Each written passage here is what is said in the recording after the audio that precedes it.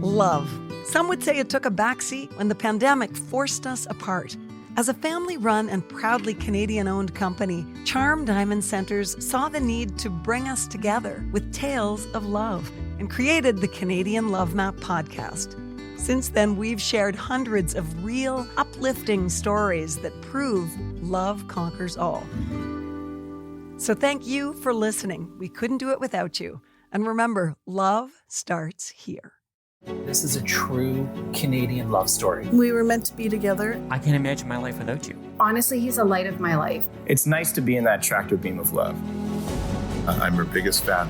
I think I knew I'd lost my heart again. I knew I wanted a marriage like that. Difficult roads can lead to very beautiful destinations. Well, love is the most important thing. Mackenzie is the love of my life, and she is my greatest joy, and she is my passion. And I know she's 16 years old and I won't have her forever, but every moment is precious, and I'm so grateful I made that split-second decision to adopt my best friend. Hi, I'm Nancy Regan. This week's love story belongs to Angela from Nova Scotia, but it also belongs to a grumpy cat named Mackenzie. This unlikely duo has garnered an enormous audience on social media, and now their unconventional love story has generated a nonprofit organization that's getting international attention and growing in leaps and bounds. And it all started with a leap of faith. This is the Canadian Love Map.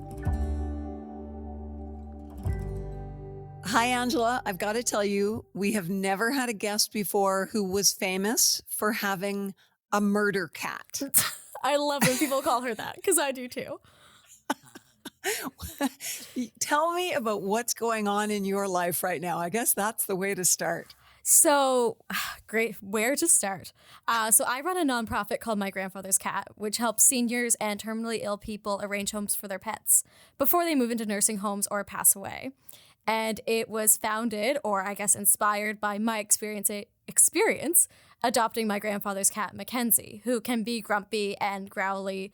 And I coined the nickname for her of a murder cat because she always seems to, like, that's her goal, is to murder. And she has this growly meow that just sounds like somebody, like she's going to murder somebody. So I made the mistake of once on a TikTok calling her a murder cat. And then from there, that's become her nickname, is the murder cat.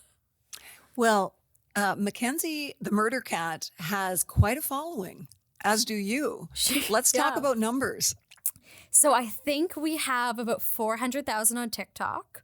Mackenzie on her personal Instagram has 33,000. And then our organization has almost 20,000 across our channels. So that's incredible. I think we're upwards of 500,000.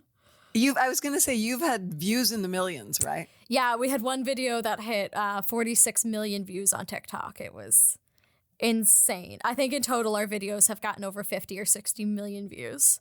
I stopped counting at 46 million. That is incredible. Yeah. Okay, so let's go back. Tell me how this all started. So this all started in December of 2019 when my grandfather passed away. By the grace of God, I was living in Toronto at the time, planning to move home to Nova Scotia.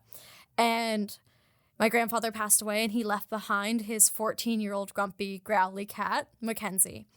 And everyone in my family either traveled a lot or they had pets themselves, and she wouldn't get along with other animals.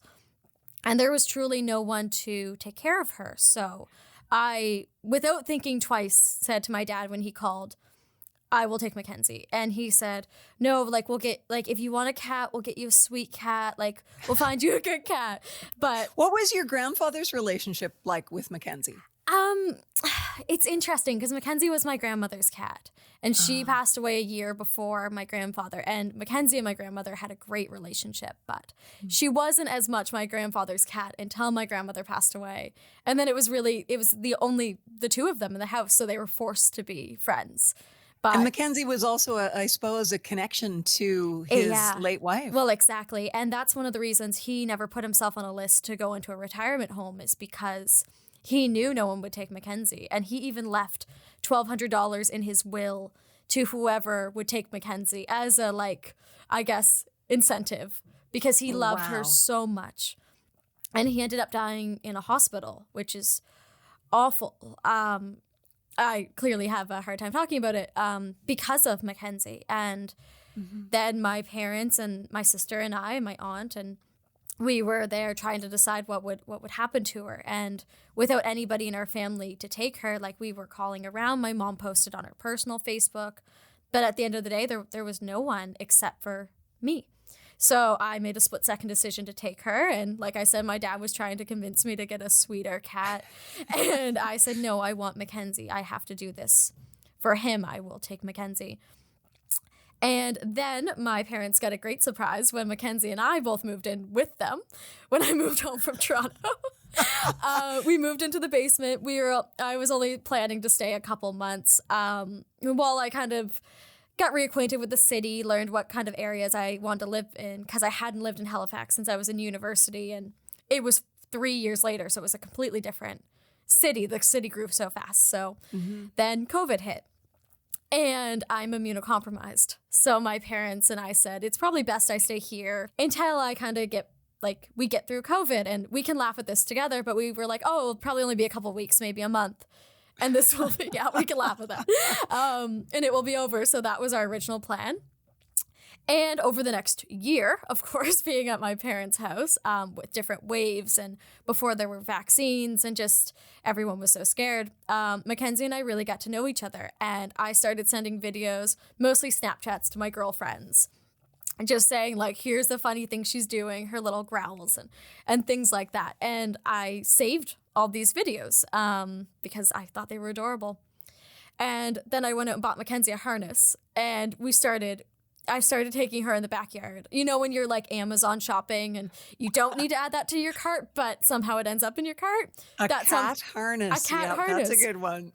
So I started taking her on little adventures in the backyard and things like that. And then on Christmas morning, of course, we were separated. This was December of 2020. We were separated from our family, and I couldn't see my aunt like we do every year on Christmas. So I took a video of Mackenzie and I that said, can you say Merry Christmas to Aunt Liz? But we only got as far as, can you say Merry Christmas, before she swatted me across the face, which is the video you're referring to earlier. I've seen that, and it is hilarious. It's hard not to watch it over and over again. It really, I experienced it, and I watched it 100 times over. So I thought it was funny, so I posted it on Facebook and said, Merry Christmas from my murder cat to yours. And so many of my older cousins were commenting, like, this should go viral, as if you can just like check a box and something goes viral, right? Mm-hmm. And one of my girlfriends had gotten really into TikTok during the pandemic. So I was like, well, maybe I'll post it on TikTok. Like, videos seem to go viral there quite quickly rather than Facebook or Instagram. So I posted on TikTok, and it got 75,000 views. And I was like, oh, this is kind of like, this is good. And how quickly? Within a day or so. Really? So, and it was the only other video I had made was just like this little one of Mackenzie meowing, and it wasn't even a TikTok. I had no idea what I was doing before then. I consider this our first official video. So I posted that on TikTok. We got a few hundred followers, and people were commenting because Mackenzie is not a common name for a cat. They expect a Cuddles or a Fluffy, or Luna seems to be very common too, but one of those names for a cat. And they said, why would you name your cat Mackenzie? And I started saying, it's not my cat, it's my grandfather's cat. I took her when he passed away. And people were asking for more videos. So I was like, I've got a year's worth of videos. I'll keep posting these. So there wasn't a lot of thought behind this part of it, rather than I was just posting these videos. And it just happened organically. Really. Yeah, it was really organically. And I was replying to people in the comments. I no longer do that. Comment section on our videos is quite scary these days. But I was just replying to people in the comments, and they were saying how they wish they could have adopted their grandparents' cat because their grandparents' cat ended up in a shelter, or so and so on. And I was like, it's so weird. I'm like, there has to be an organization out there that helps seniors, or is for seniors, to help them arrange homes for their pets, because we can't have been the only family that went through this. And I did some research, not more than 20 minutes, and I was like, this doesn't exist. That's weird. So at that point, it really became a blur, because it feels like a divine intervention. And I have no better way to explain it than something kind of took over me. And I knew what the website would look like. I knew what the logo would look like. All of that stuff just kind of came to me. I was like, we're going to sell merch and we're going to do it like this. And this is how it will work. And I can have people help me. And it all just came over me. Now the actual running a business, registering a business, becoming a registered charity, all of that stuff became second. And my mom helped a lot with that. We're still waiting on a registered charity status. But it was... yeah, and I was just sitting there and I kind of had it all together. And I brought it up so casually with both my parents. When did the name come up?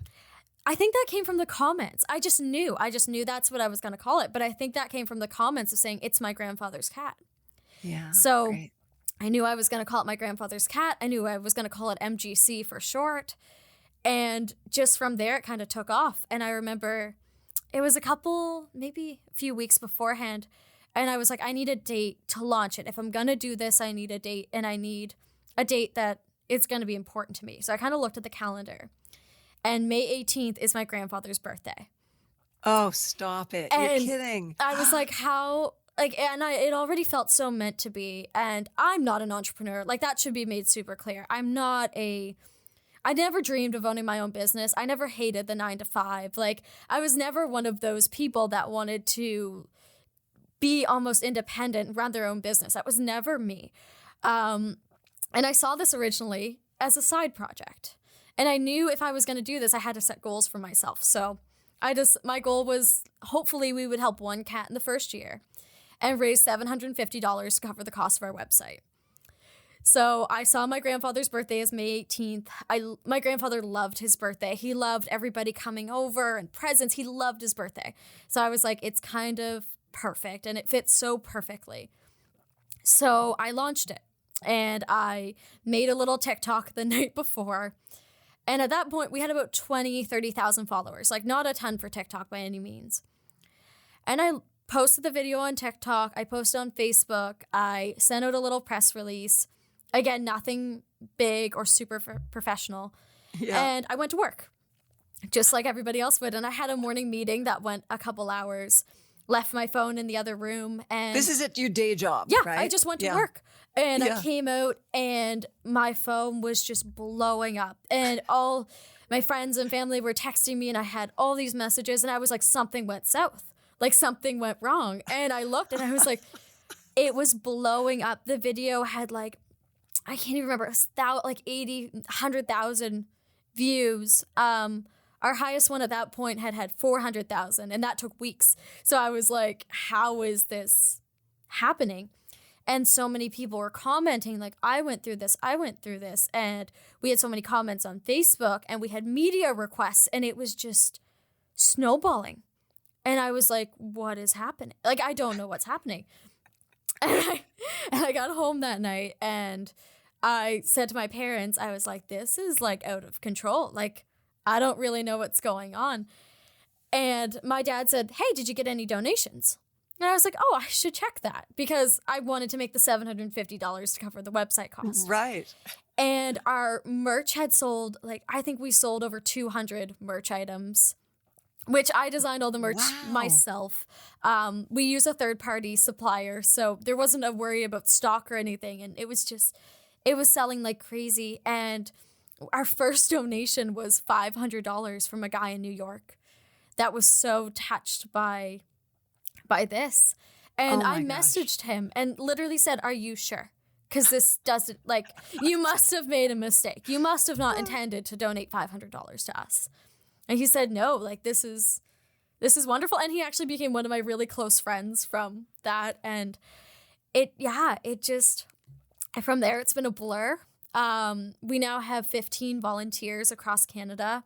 We've done 28 adoptions, both cats and dogs.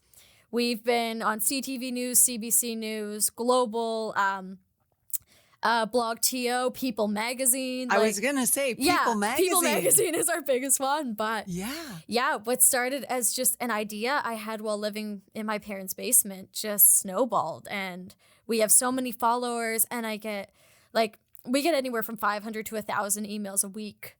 And most people are just asking us, when are we coming to their country? Like, thank you for doing this, sharing their story. And it's so overwhelming and beautiful at the same time. And I really don't believe I've even created this most days. It feels like something I'm sitting on the sidelines watching happen until obviously I'm asked to come into a studio and talk about it. And it's like, yeah, that's my story. That's my story to tell. But you know the old show The Muppets, how there were the two old guys in the balcony? Yeah. I can't help but think of your grandfather and grandmother sitting watching this unfold and chuckling. Well, have you thought a lot about that? I think about it every time Mackenzie and I go on an adventure. So during all of this, my adventures with Mackenzie have gone kind of out of control. She comes hiking with me, kayaking. We go for sunset walks on the beach. She goes to Starbucks and gets puppuccinos and bacon at Tim Hortons. She loves bacon at Tim Hortons. And it's just snowballed. And every time I'm like sitting in the drive-thru with Mackenzie on my lap ordering bacon, and then we get up to the window and they say, "Hi, Mackenzie," and they greet her as like she's a regular. Like, granted, she's the only cat that comes through the drive-thru, so they know it's her. I just think all the time how they're just laughing at how ridiculous this whole thing is. Like, they're just laughing. I know Is her behavior good when she's going through the drive-thru? Or does she take a swat at you just to entertain them? She's an angel when she's on an adventure. She's the perfect little cat that sits on my lap and kayaks. But then when I'm like, okay, well, we're done, and I kayak to shore and I try to get her out, then she screams. So, because she wasn't done. And then we just go back out because Mackenzie rules. Like, Mackenzie determines what we do and where we go. So I think we should insert right here in the finished interview, I think we should insert a quick scream from Mackenzie so that people really understand. I know they'll go to your TikTok as well. Turn down your volume, friends. Okay. Grandma's making popcorn. Do you want to watch a romantic movie? Well, we can cuddle. Cuddles and a romantic movie. This podcast is brought to you by Charm Diamond Centers, Canada's largest family-owned jewelry store.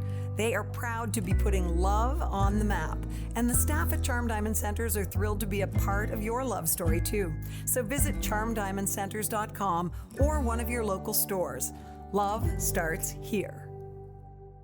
I'm curious, Angela, you, I know, had a very difficult time with your health. You mentioned you're immunocompromised. How did that play into everything that's unfolded?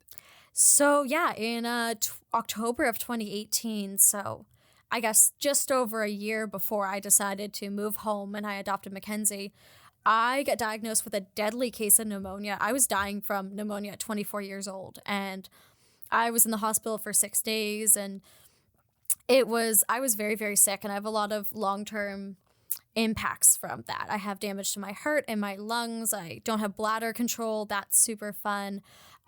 Just all these long-term impacts. Oh, my hair fell out. That was super fun too. There's some left, but most of my hair fell out. And I was in a lot of recovery and a lot of denial for a long time that I was even in recovery. And the doctors were, of course, worried about my heart, and they were worried about my lungs. And I became severely depressed. Like, unbelievably depressed, and I was away from my family. And while I had wonderful friends and a very supportive boyfriend at the time, I was so depressed. And because the body I knew as a healthy 24-year-old feeling invincible against the world didn't exist anymore. I was tired all the time. I was exhausted. I was overwhelmed. I went outside in the cold and I could barely breathe. It was all these different things that I wasn't me anymore. And I was desperate to have that back. I went on I tried everything. I went on every diet. I took every supplement as if a vitamin was going to cure lung damage. Like, we can also laugh at that together. But it's just different things like that. I was doing everything to try to, anything I found on Reddit or the internet, I was trying to make myself feel better. And it wasn't until I went to the doctor just for a follow-up, and he was like, he's like, did anybody talk to you about trauma-induced depression? Like, that a trauma like this can bring on so much, like, such a severe depression. And I was like, no, I'm not depressed. I'm happy. I have a great job. I have a great family. I'm not depressed. I'm just a little sad. And he's like, well, that's depression. I was like, it's no. hard to own. A lot of people, I think, have a very hard time owning that title. They feel like, oh no, other people deserve to have that title, Well, but I don't. Yeah, and I feel like people have talked a lot more about depression since the pandemic hit, and a lot more people have become depressed, which is very unfortunate. But for me, it was a very dark, dark time. And looking back on it now, I didn't want to live to the next day. I didn't want to live at all. And it took a lot for me to pull myself out of that hole, create healthy habits, which again didn't help during the pandemic. And it was make the changes to my life that I needed to, which in that case meant ending a relationship that was no longer serving me and moving home because I wasn't happy in a city I used to love. And to be around my friends and my family and Mackenzie and all of that. And I look back on that time of, I can't believe I was it's such a dark place. It was so dark. And now there's so much light and so much joy and so much excitement, even if that's through making TikToks most days. And could you have ever guessed that would be the outcome when you agreed to take Mackenzie? Never at all. I thought it would be her scratching me across the face all the time. That is what I thought. And if you went back to when I was depressed and you would have told me, you have to fight through this because you're going to adopt Mackenzie and go on adventures together and start a nonprofit and get international media attention, I would have laughed in your face. I would have literally laughed in your face. I wouldn't have believed it. And it just speaks to the dark times don't last forever. And it's worth coming through it for the light. Yeah, you know that saying, it gets better. It truly does. You are proof of it. Yes. That's for sure. Wow, that is such an amazing story. What is the future for My Grandfather's Cat? Well, as many people have asked after the People magazine interview, is when we're expanding to the U.S.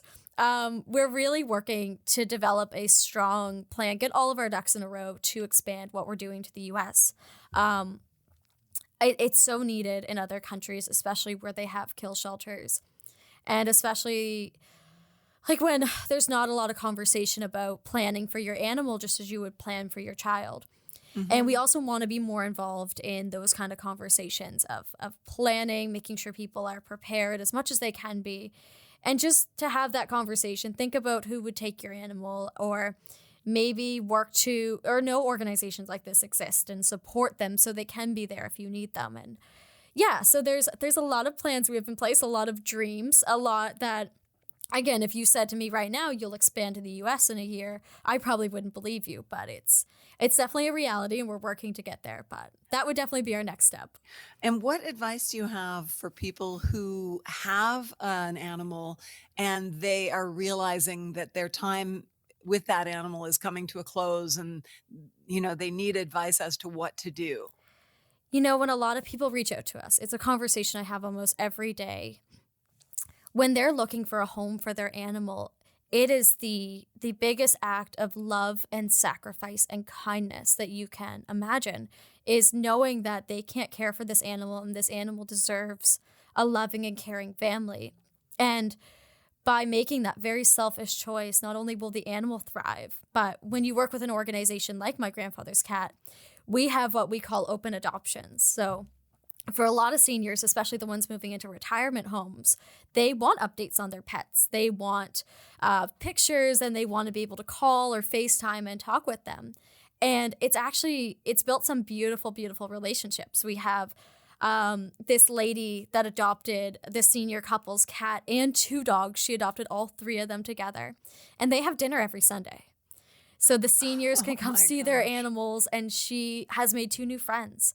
So just creating that level of an opportunity to have an open adoption if people really do want one, it creates a lot of comfort for the senior. And then, because the thing is, when your animal gets adopted out, you don't stop loving them. You don't stop caring for them. So it's made a lot of seniors comfortable. And there's nothing more that pet owners like to do, or, people with newborns like to do, than send pictures of their child to everybody. Yes. So a lot of the times when people get a new pet, they love sending updates to the senior. They love keeping them in the loop, and it's built some really beautiful relationships. You know what? A lot of people say what we do, and what I see it as well, is it's very empowering. It's empowering to have control of your own choices and decisions when you are at end of life. And we actually had this lady named Sherry, and I will never forget her, and I will try not to cry. And she reached out to us, and she had this cat named Hank, and she was terminally ill with cancer, and she knew she wasn't going to live a lot longer. And she was looking for a home for Hank, and we were working with her. We had his profile ready to go. And she messages me, and she goes, you know what? Hank has a home. I don't know how or why, but Hank has a home. And I was like, Sherry, are you sure? So I gave her my information. I was like, give it to your daughter, your son. And her daughter reached out to me about a month ago and said her mom was originally not going to leave Hank to her daughter, because her daughter had 2 other cats and dogs, like a herd of animals. And she ended up, when her mom passed away, she took Hank. And Hank bonded with all these animals. They've become best friends. She sent me all these pictures of the stories on our website, if you want to go read it, of Hank licking them. And now she has a piece of her mom with Hank. And it's just such a beautiful thing. Some part of her knew without knowing that she didn't need to find a home for Hank. Mm-hmm. So. Yeah, that's beautiful. Well, thanks for telling us your very unusual love story. You know what? It is a very unusual love story, because I call Mackenzie the love of my life all the time, because she truly is. My sincere apology to my boyfriend, but Mackenzie is the love of my life, and she is my greatest joy, and she is my passion. And I know she's 16 years old and I won't have her forever, but every moment is precious, and I'm so, so grateful I made that split-second decision to adopt my best friend. Angela, thanks so much. My absolute pleasure. Thanks for having me. Thanks so much for listening to the Canadian Love Map. If you love us, please subscribe and share. We'll be back next week with another love story to add to the map. This podcast is presented and made possible by Charm Diamond Centers. It's hosted by me, Nancy Regan, and is produced and distributed by Podstarter. This Has been a Podstarter production.